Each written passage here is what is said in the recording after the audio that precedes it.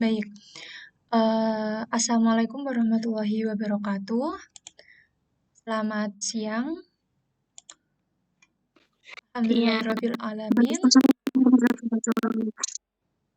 Baik, terima kasih. Alhamdulillahirabbil alamin. Pada pertemuan kelima ini kita dapat mengikuti perkuliahan semuanya. Sebelum kita mulai perkuliahan, alangkah baiknya kita berdoa terlebih dahulu. Berdoa menurut kepercayaan dan keyakinannya masing-masing. Berdoa dipersilakan.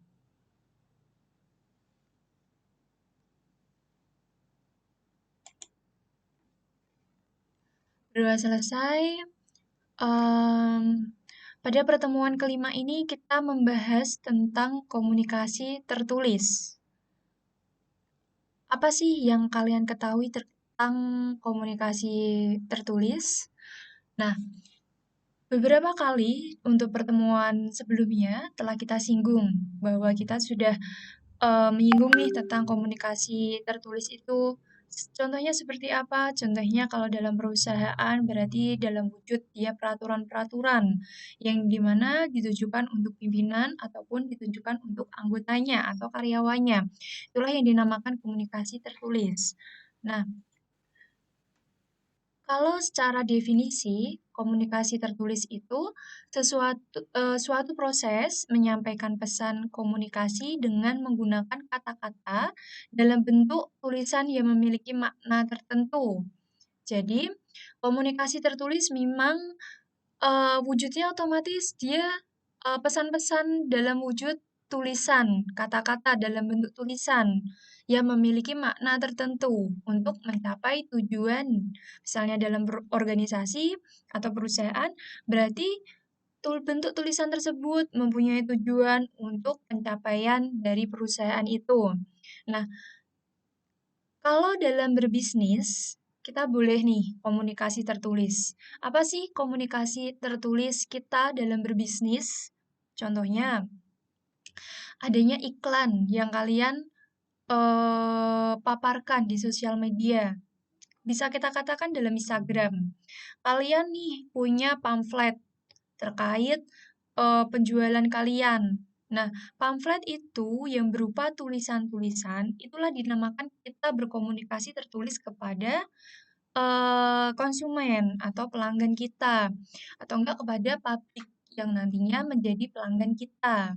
Nah, itulah contoh terkait komunikasi tertulis dalam bisnis yang bisa diterapkan.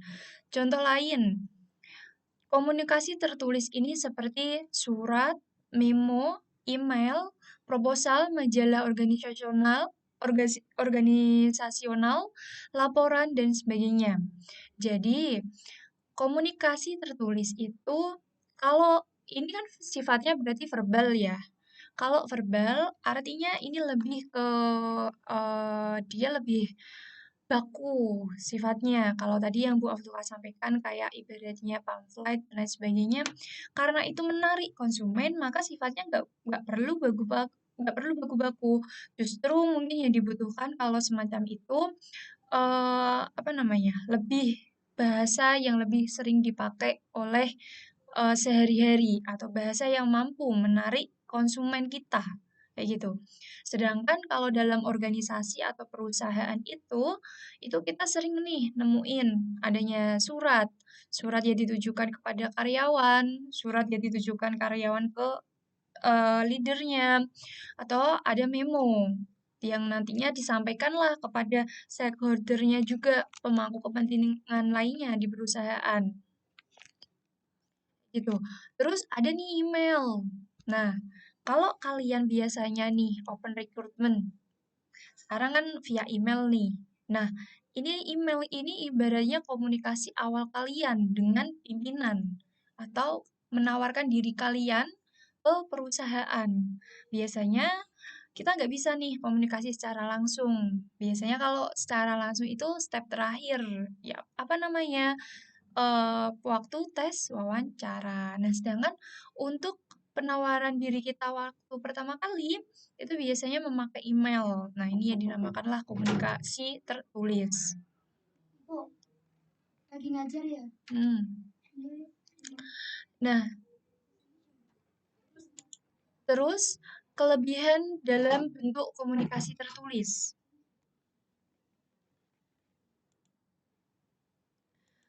Kelebihan bentuk komunikasi tertulis itu, pertama, adanya peluang untuk mengontrol pesan. Kedua, isi pesan yang disampaikan dapat memuat komunikasi yang sangat kompleks.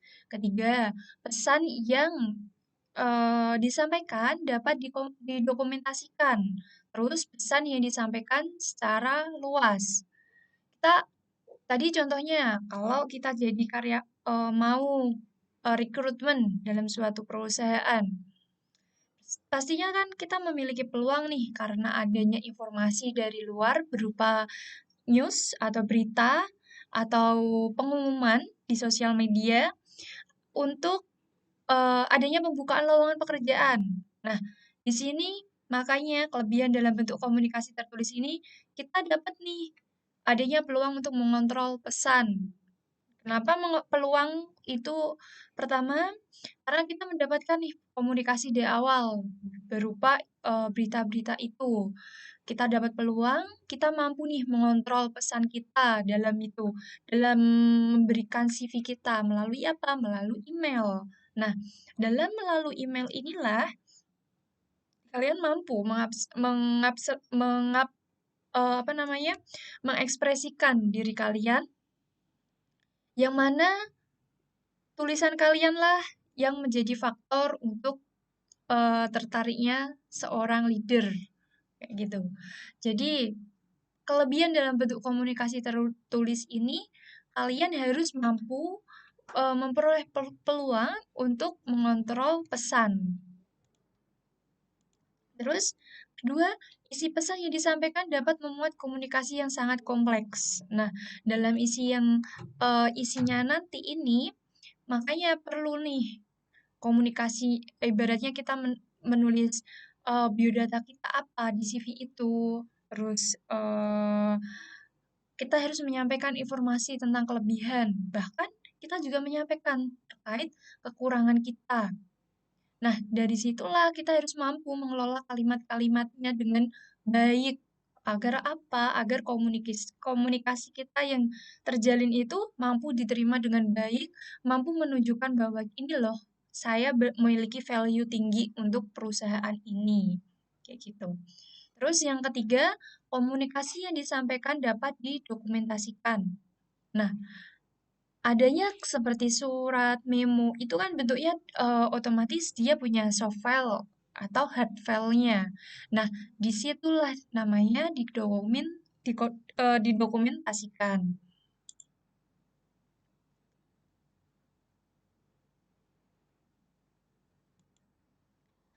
Terus nomor 4 ini pesan yang disampaikan secara luas. Nah, pesan yang disampaikan secara luas. Jadi, sekarang kan kita open recruitment aja kita nggak perlu datang ke perusahaannya secara langsung. Kita cuma menyampaikan komunikasi tertulis via email, via surat ataupun apa, melalui nanti bisa lewat apa namanya kantor pos atau JNT JNE itu bisa makanya komunikasi tertulis itu memang sifatnya mampu memperluas orang dari jarak jauh gitu.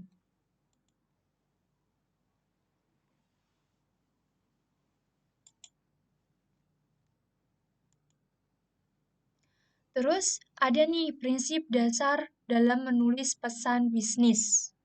Satu, berorientasi pada pembaca.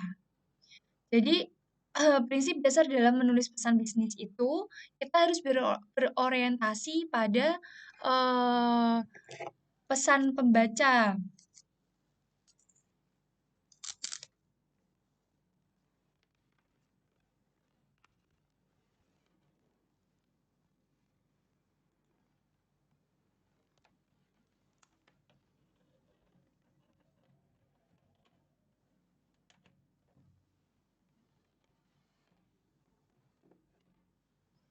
Nah,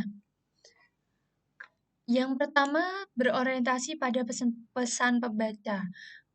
Menulis pesan bisnis itu memang harus berorientasi pada pembaca. Tadi yang Bu Aftika sampaikan, kita berbisnis, kita ingin menyampaikan, oh ini loh bisnis saya, otomatis kalian harus berorientasi pada pembaca. Pembacanya siapa? Ya calon customer kalian. Nah, kalau kalian mampu menguasai pasar atau kalian mampu menguasai segmen kalian ini siapa, kalian ini akan menulis dengan bahasa yang mampu disampaikan oleh calon customer kalian atau segmentasi kalian siapa.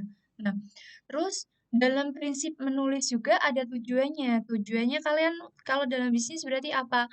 Menawarkan produk kalian agar terkenal dalam customer kan, dalam pelanggan kalian atau dalam masyarakat secara publik. Nah, tujuannya kalau seperti itu otomatis kalian mungkin sering nih mengepost atau mengepost sebuah eh apa namanya itu, mengepost sebuah produk kalian, memberitahu bahwa ini produk kalian. Dengan situ tujuan kalian nanti akan tersampaikan oleh pelanggan kalian. Terus ada juga pada prinsip dasar menulis itu hemat dan ekonomis. Hemat dan ekonomis di sini karena kita cuma ibaratnya modal kota aja, kita mampu mengkomunikasikan apa yang kita butuhkan kepada publik kayak gitu.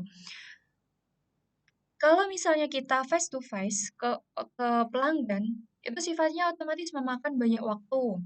Pertama, biaya juga termasuk memakan biaya karena kita harus ibaratnya kalau kita mencari responden customer kita. Nah, itu kan kita harus datang nih satu-satu. Itu kan kurang efektif. Nah, adanya sekarang sosial media itu mampu menciptakan komunikasi tertulis untuk para pembisnis-pembisnis itu atau untuk misalnya kita dalam prodi bisnis ini atau prodi manajemen atau kewirausahaan yang mempunyai usaha tentunya akan lebih hemat menggunakan sosial media. Terus ada ringkas dan jelas. Ringkas tapi jelas. Jadi kayak pamflet tadi atau penawaran produk kalian seperti iklan dan lain sebagainya itu kalian mampu menyampaikannya secara ringkas yang mana itu nanti jelas apa maksud tujuan kalian kayak gitu. Jadi memang komunikasi tertulis itu disampaikannya kita nggak melulu dalam tulisan yang banyak, tapi kita harus membuat tulisan kita ringkas, namun jelas dipahami oleh pembacanya.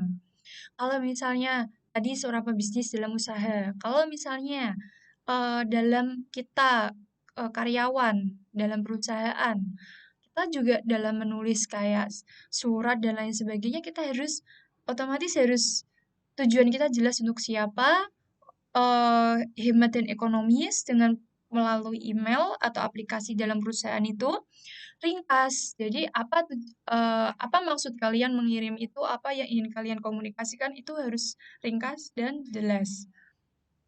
Terus ada beberapa hal yang perlu diperhatikan untuk mempermudah dan sebagai upaya dalam meningkatkan keterampilan menulis. Ini yang pertama, dokumen yang dijadikan contoh. Proses penulisannya efektif, pelatihan yang berikutnya praktek dan atau latihan menulis. Jadi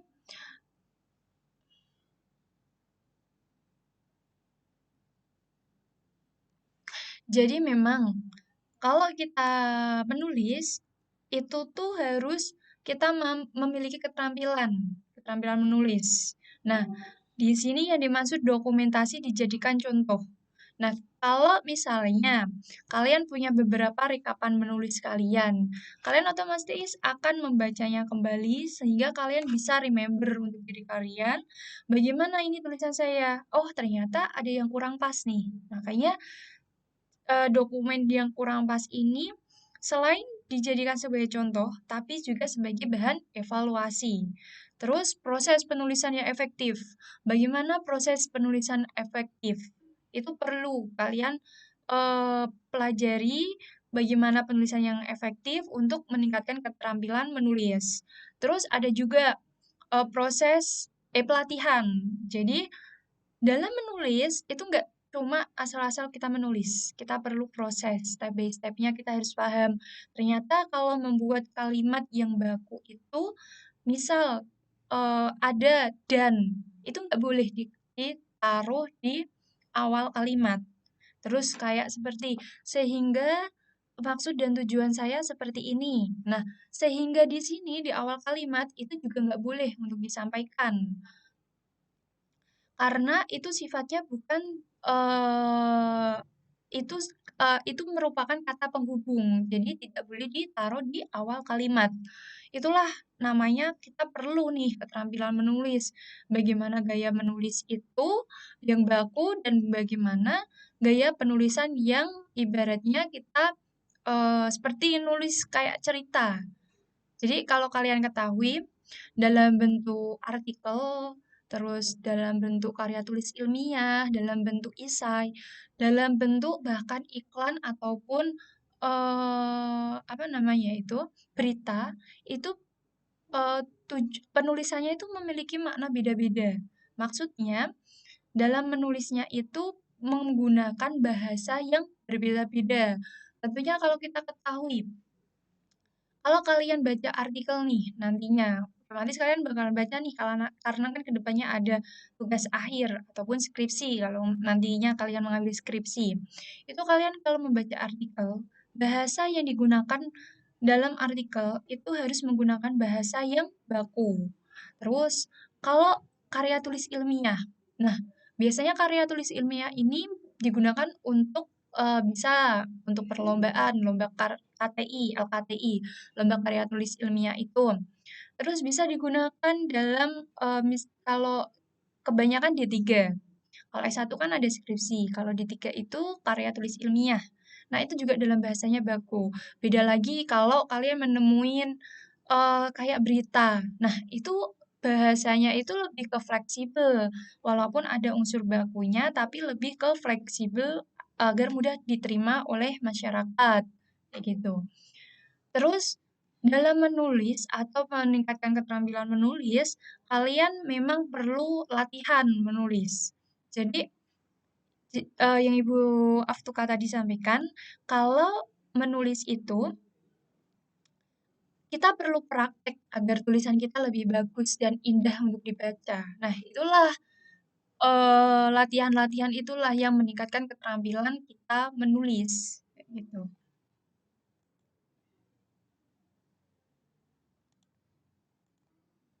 Nah, proses penulisan pesan bisnis. Nah, ini biasanya berarti digunakan dalam apa ini? Dalam perusahaan. Orang kalau pembisnis atau dia entrepreneur, dia ya dia menulis, tapi kan lebih ke sifatnya fleksibel kan, karena sebuah ajakan nih atau dorongan atau penyampaian atas produknya. Tapi dalam perusahaan kita bekerja, kita harus mampu menulis pre-writing reading, dan adanya revisi. Nah, pra penulisan itu menulis dan melakukan analisis, antisipasi, dan adaptasi. Maksudnya bagaimana? Maksudnya bagaimana penulisan dan melakukan analisis, antisipasi, dan adaptasi.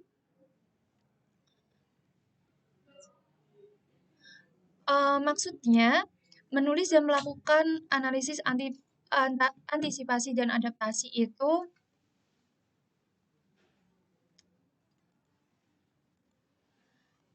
maksudnya, jadi kita dalam penulisan pra-penulis, itu memang kita perlu nih analisis, kayak kita ngumpulin beberapa artikel-artikel. Jadi dari dalam analisis artikel-artikel itu namanya pra-penulis, karena kayak kita ngeresum gitu loh dari artikel satu ke artikel berikutnya. Terus barulah kita penelitian atau pengelolaan yang kemudian penyusunan pesan. Nah, penulisan inilah nanti wujudnya sebuah yang kalau mungkin kalau kita S1 berarti dalam sebuah skripsi atau enggak kita laporan atau misalnya ada tugas nih laporan. Nah, nantinya di situ sudah ada hasil kita dari beberapa penelitian sebelumnya yang kita sudah susun dalam pengelolaan dan kemudian penyusunan pesan. Terus ada perbaikan. Perbaikan ini namanya revisi. Jadi ada mengoreksi, merevisi, dan mengevaluasi. Kayak gitu. Terus nah ini mungkin inilah yang pra penulis yang lebih efektif itu antisipasi audiens, persiapan pemikiran sebelum menulis. Jadi, kalau menulis benar-benar diusahakan kita dalam kondisi mungkin tidak sedang bekerja atau kita tidak melakukan aktivitas lainnya. Terus, memahami profil pembaca, artikel ini sifatnya bagaimana, kita perlu pahami isinya apa, oh ternyata sesuai nih dengan apa yang kita tuju, itu bisa kita pahami secara menyeluruh. Makanya perlulah ini menganalisis tugas menulis pesan. Terus ada faktor menentukan pemilihan saluran komunikasi. Terus mempertimbangkan manfaat membaca. Manfaatnya apa dari kita membaca dari mungkin kalau dalam perusahaan berarti manfaat kita membaca laporan ini apa tujuannya kayak gitu. Terus ada penulisan. Nah, ini ada research, melakukan riset dalam mengumpulkan informasi sebelum mulai menulis. Terus ada organizing data, menyusun data yang telah dikumpulkan dalam bentuk kerangka penulisan, terus menyusun ide. Menyusun ide itu mungkin kita lebih ke pembahasannya dalam bentuk tulisan disertai dengan kerangka penulisan yang sudah dibuat atau ada daftar isinya. Terus ada perbaikan atau revisi. Proses penulisan tahap ketiga ini membahas tentang revisi, yaitu mengoreksi dan mengevaluasi apakah tulisan sudah sesuai dengan tujuannya apa belum. Jadi, revisi ini memperbaiki isi dan struktur kalimatnya. Terus ada koreksi, yaitu mengoreksi tata bahasa, ejaan, tanda baca, format, dan perbaikan teknik. Jadi, yang bisa kita sebut mungkin font atau layout dari dari penulisan. Terus ada evaluasi, yaitu memeriksa kembali apakah sudah sesuai dengan tujuan penulisan. Terus ini ada beberapa pertanyaan yang dari revisi itu. Seberapa berhasil pesan Anda? Apakah pesan yang mengatakan seperti yang ingin Anda katakan? Apakah tujuan pesan tercapai seperti yang Anda inginkan? Apakah penerimaan pesan memahami yang Anda inginkan? Jadi, apa yang kita sudah tulis bisa kita sesuaikan dengan keempat pertanyaan ini. Maksudnya bagaimana? Maksudnya, kalau misalnya kita menulisnya belum sesuai standar pertanyaan ini, mungkin ada nih penulisan kita yang kurang efektif. Makanya kita mungkin dalam perbaikan inilah kita harus tahu poin-poin yang kurang efektif itu. Terus ada pemilihan media komunikasi tertulis. Dalam penulisan pesan bisnis, itu perlu dipertimbangkan mengenai saluran yang akan digunakan untuk mengirim pesan agar secara efektif dan efisien. Nah, faktor yang menentukan pemilihan media atau saluran komunikasi tertulis yaitu kita bisa menggunakan tingkat kepentingan pesan yang akan dikirim. Nah, saat ini kan ada nih WhatsApp. Nah, WhatsApp ataukah email. Bahkan kalau dalam sebuah perguruan tinggi itu kan ada siakat, kayak siakat dan sistem informasi di perguruan tinggi itu. Maka penting memilih tingkat kepentingan pesan yang akan dikirim melalui mana. Terus jumlah dan kecepatan feedback yang dibutuhkan. Nah, ini kalian kalau mau feedbacknya cepat berarti misalnya nih kalian ada tugas kirim nih di Siakat atau Sistem Informasi Akademik dari perguruan tinggi. Itu kok feedbacknya lama? Otomatis kalian maka hubungi dosen untuk WhatsApp agar diberikan feedback yang lebih cepat. Terus ada kebutuhan akan dokumentasi atau arsip. Jadi dari hasil-hasil revisi tadi, hasil dari kalian itu adanya arsip untuk mengetahui apa ternyata ini yang sudah salah bagian ini, diperbaiki bagian ini, maka kedepannya untuk bagian yang diperbaiki tadi tidak boleh salah kembali. Gitulah arsip. Terus ada biaya tiap saluran atau media yang dipilih. Mungkin kalau biaya itu lebih ke kuotanya aja ya untuk sekarang. Terus tingkat formalitas yang dibutuhkan. Nah, Inilah yang dibutuhkan formalitasnya juga tadi melalui media tadi. Terus ini contoh aplikasinya, saat perusahaan akan mempromosikan pesan penjualan produk baru kepada pelanggan, media apa yang sesuai? Nah, berarti brosur, flyer, pamflet, dan lain-lain. Media apa yang sesuai untuk mengirimnya? Sosial media. Biar mempermudah dan eh, aksesnya pun diterima dengan cepat. Terus, saat perusahaan akan menyampaikan informasi penting bagi para karyawan secara cepat, media apa yang disesuaikan? Nah, ada email ataupun memo internal. Jadi memang komunikasi tertulis ini sangat dibutuhkan kita dalam ibaratnya apalagi kita after COVID. Itu memang komunikasi tertulis ini memang benar-benar harus kita maksudnya memang benar harus sangat dibutuhkan dalam kehidupan kita. Bahkan dalam pembelajaran kita yang masih hybrid seperti ini, itu memang kita jalan harus bisa melaksanakan komunikasi tertulis. Apalagi kalian sebagai mahasiswa, berarti komunikasi tertulis kalian sebagai dosen kepada dosen itu harus menggunakan bahasa-bahasa yang baku. Misalnya dia dosen, ya dipanggil Pak, Bu, atau misalnya kalian ingin me, apa ya, ingin menyampaikan tugas kalian, ingin menyampaikan apapun, itu harus diawali dengan mungkin salam dulu, terus ada minta maaf, terus ada barulah izin untuk menyampaikan apa yang kalian butuhkan, kayak gitu.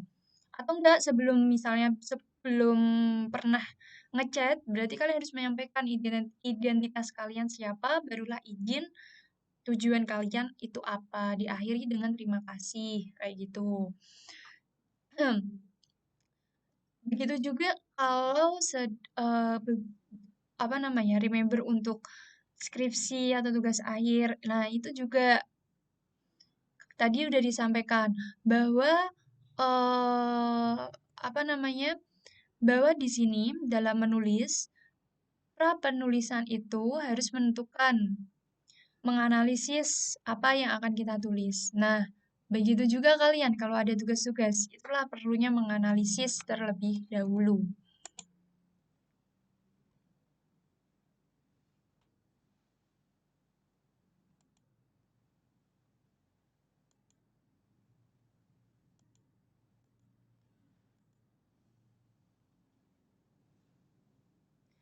Ini eh, mungkin dari Bu Aftuka. Untuk mungkin setelah ini kita sesi tanya jawab. Gitu, nggih. Sekarang mungkin dari materi yang Bu Aftuka sampaikan pada siang hari ini, boleh untuk kita apa namanya sharing-sharing untuk pertanyaan dipersilakan.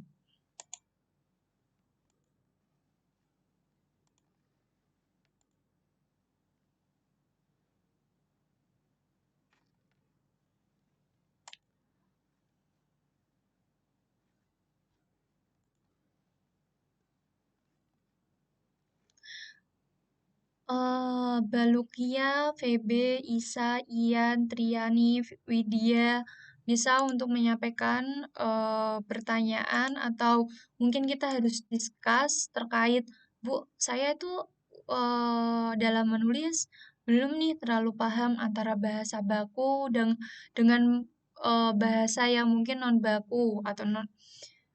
Bagaimana ya, Bu, cara kita bisa memahami atau enggak seperti tadi yang dicontohkan Bu Aftuka terkait kita dalam menyusun kalimat, kalimat awal itu benar-benar harus kalimat dengan IED yang benar, SPOK yang benar, tidak boleh asal kata penghubung ditaruh di depan. Nah, mungkin kita perlu nih discuss terkait itu. Terus dalam penulisan surat ataupun CV atau surat lamaran kerja itu lebih baiknya itu menggunakan bahasanya bagaimana ya Bu? Apalagi sekarang ini itu bagaimana kayak gitu. Mungkin kalian perlu nih penyampaian ini. Jadi eh bisa nih discuss.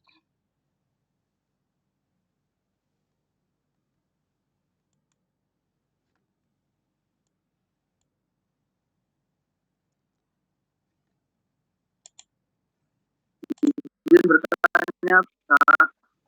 Ya.